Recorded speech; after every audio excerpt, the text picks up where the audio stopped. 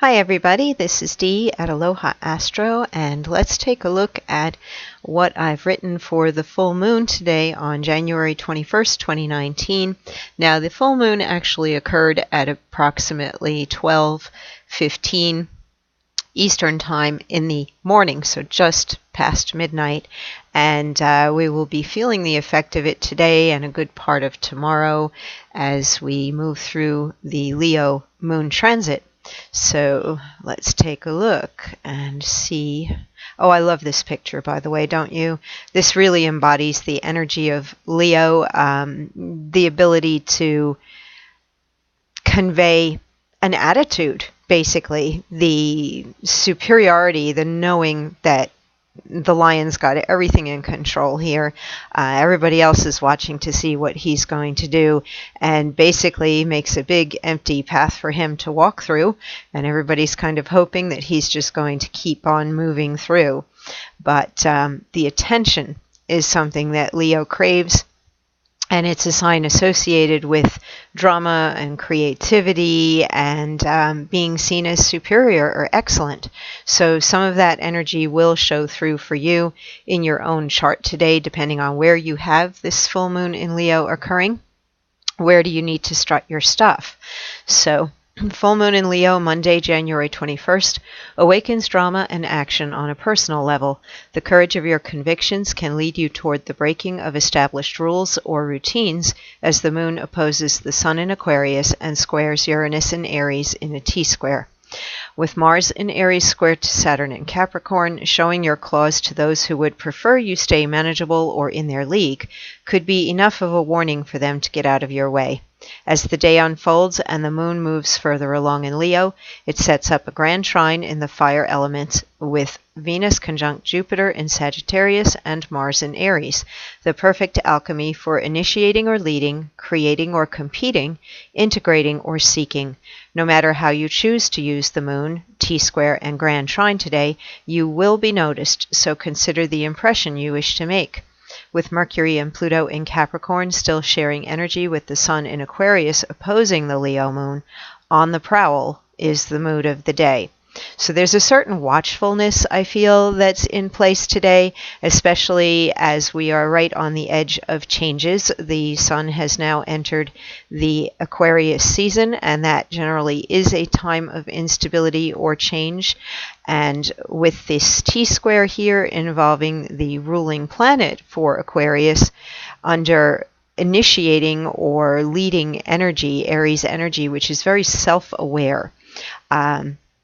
The idea in this T-square seems to be figuring out which direction you're headed in, even if it means breaking away from all those traditions, those rules, the order, the structure that might already be in place, or that people who you've allowed to have more authority over you, that larger construct in your life, to be able to step out and say, but I have a path to follow. We have the North Node also conjunct the moon here, and the North Node has a great deal to do with following your path or purpose, feeling something that has to be done, needs to be done, something that might be your destiny, the realization or understanding that any decisions that you make are going to have some lasting impact, and that you may feel it on a very personal level emotionally. And if you are attempting to break free of something structured that everybody is saying, oh, you should do a particular thing, but you know that you need to do something else, or you need to be true to yourself and go off on your own, then that's what you need to do. And that would be the work of that T-square. So we also have some positive energy through the grand trine. As I mentioned, if we move forward the hours today, you will see it begin to appear, and as we move into the later afternoon, early evening, it becomes quite strong as the moon is then moving on into the teens there. in its progress through Leo, and we see it set up the trine with Venus conjunct Jupiter and with Mars in Aries. And this gives you the greater confidence to go after the things you want, or to be happy if you did stand up to something or someone and make that move to break free. Or maybe just speak your mind. It doesn't necessarily mean that you have to ditch everything. If you can just express your own point of view and stand up for yourself. And you may be shaking things up a great deal, but maybe you will actually have some influence if you do speak up and ask for changes. Then there may be the power to see that things are going to go your way because you did take that action and speak. So that grand trine can bring things along by the evening in a way that's favorable for you, and you can be seeing the things that you desire begin to coalesce. And we also see that it creates a yod with Saturn and with Neptune, and this, I would feel, is about keeping the faith and sticking to what you've decided. That if you've made up your mind earlier in the day that something has to be a certain way, and you either set out on a new course of action or you speak your mind, and then you see that, well, gee, that's actually safe. You didn't get shot down, or you didn't get fired, or whatever, or your relationship didn't end because you did come out and be strong and firm, then this might encourage you to stay the course, and that things will work out as you had planned. A yod can point towards something that is more or less inescapable, something that you feel you must follow through on, or the lesson's going to come back around one way or another. So this is a good window of time to use the grand trine, use the yod to hold fast to whatever that vision is, with Saturn in Capricorn and Neptune in Pisces, showing that it is possible to go after a dream. So use that energy wisely. Let's take a look at tomorrow as the moon moves further along in Leo and the grand trine begins to fade, but we still have a loose trine going on with Venus and Jupiter.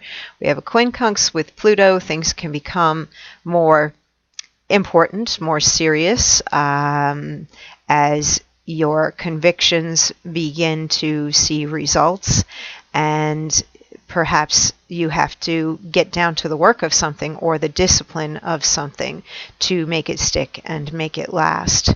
And let's take a look at the day after that, the 23rd. Now we have the moon in Virgo, and by the time we shift to Virgo, you're going to find that the intensity of the full moon has broken, and we get back down to the more practical side of things. Moon in Virgo looks to fix problems or take care of needs, and is more flexible or open-minded. It is a Mercury-ruled, mutable earth sign.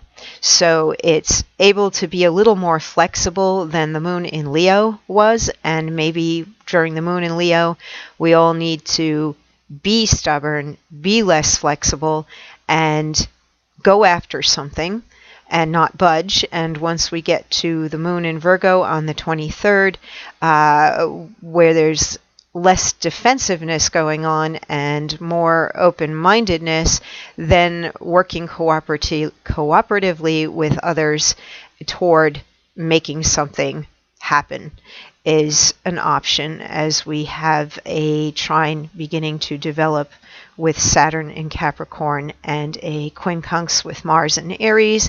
The square that it creates to Venus-Jupiter and the opposition it creates to Neptune, well, you might not get exactly what you thought you wanted. Maybe you will have to adjust and adapt and allow for other options or other people's points of view, but there is more of a willingness to be able to work and play nicely with others. So that is something to look forward to as the week goes on, and you reach the middle of the week, Wednesday, and the energy shifts and the full moon tension begins to dissipate.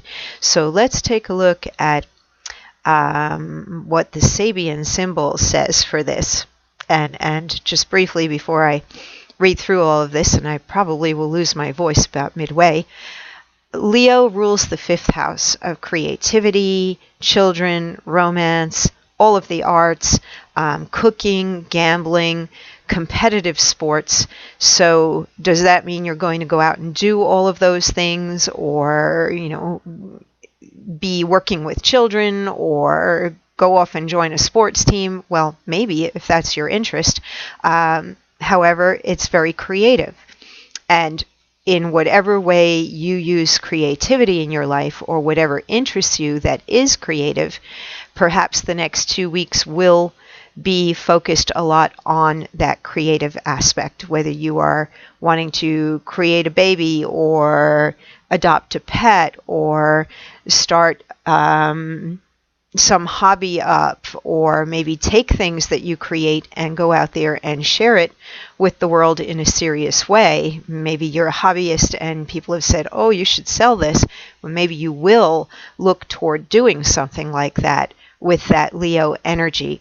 It is also extremely heart-centered, this sign.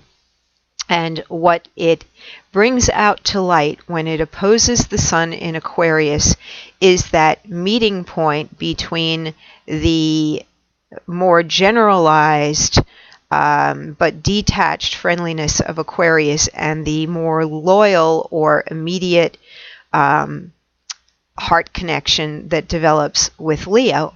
So there are 2 different types of relating or love there between Leo and Aquarius. And Leo can become extremely attached and have issues over things like betrayal or trust. Aquarius is more detached and wants to be inclusive of others, whereas Leo wants to be sure about the immediate tribe close to them. And the meeting point in the middle of that opposition is to have a little more of that Leo warmth in the Aquarian season, and for the Leo to open up and become more detached and inclusive of all, and that not everybody's going to be just like them, that it's okay for otherness to be involved. So that would be some of the lesson with the polarity we have at the full moon of the Aquarius and the Leo energy, how to be somewhere in the middle and not to one extreme or the other. So let's read through the Sabian symbol. Blood rushes to a man's head as his vital energies are mobilized under the spur of ambition. An eruption of biopsychic energies into the ego-controlled field of consciousness. And Leo is very associated with the ego. The occult tradition speaks of 3 kinds of fire: electric fire, solar fire, and fire by friction. The 3 fire signs of the zodiac correspond to these. Aries refers to the descent of the spiritual energy of the creative word. Aries is associated with the expression I am, by the way. In its material aspect, we know this energy as electricity, and without electrical energy, no life processes could exist. Leo represents solar fire, and Leo is sun-ruled, the energy which is released from an integrated person either through spontaneous radiations of apparently nuclear forms of energy, or at the truly human and conscious level, and also superhuman in more transcendent realms. I find this interesting because some of the Leo archetypical energy is that of the superhero or the caped crusader, to come in very dramatically to rescue or save others, or to champion people, to champion the common man through conscious emanations from manas, meaning mind in Sanskrit. Sagittarius is related to the fire by friction because all social processes are based on interpersonal relations, which imply polarization and often conflict. I find that Sagittarius loves good competition and sport, and also Sagittarius rules the ninth house, which has to do with people from other cultures, other philosophies, other walks of life, other places in the world. So it's a very social house, the ninth house, and this makes sense when we look at fire from the 3 different levels and the signs associated with them. We do have a lot of Aries energy in place at this full moon because we do have that T-square that pulls in the Aries energy. So the key symbol for Leo depicts a rising of energy from the heart to the head, and Aquarius is very much all in the head, and Leo is very much in the heart. So as we have this full moon in this opposition, it's finding the balance between the heart and the head. A mentalization process. However, this process is a potentially dangerous one. Thus, the original wording of the symbolic scene, seen by the clairvoyant, referred to a case of apoplexy, just as a person standing with their head uncovered for a long time in tropical regions could get sunstroke. The sun can destroy as well as vivify. Without its symbolic mate, water, it produces deserts on earth. The realization of Atman, the spiritual self, the existence of a formed and steady ego, provided the ego can become a lens of pure crystal focusing, the all-pervasive cosmic light of the Brahman, without introducing the shadows of pride, possessiveness, and showmanship.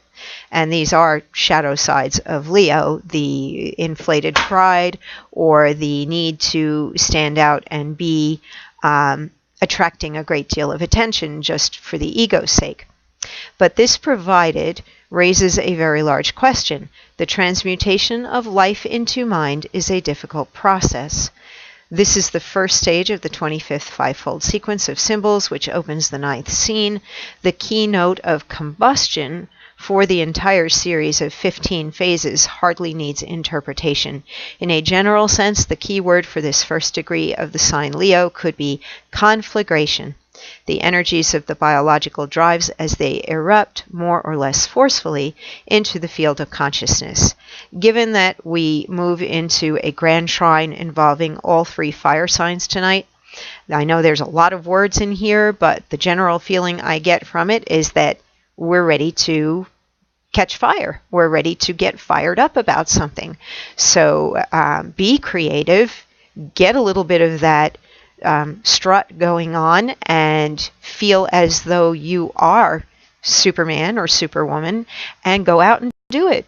Go after the thing that you want, or say what you want, or pursue the person you're interested in, or go for the better job, or start your own business, or whatever it is that you're wanting to do.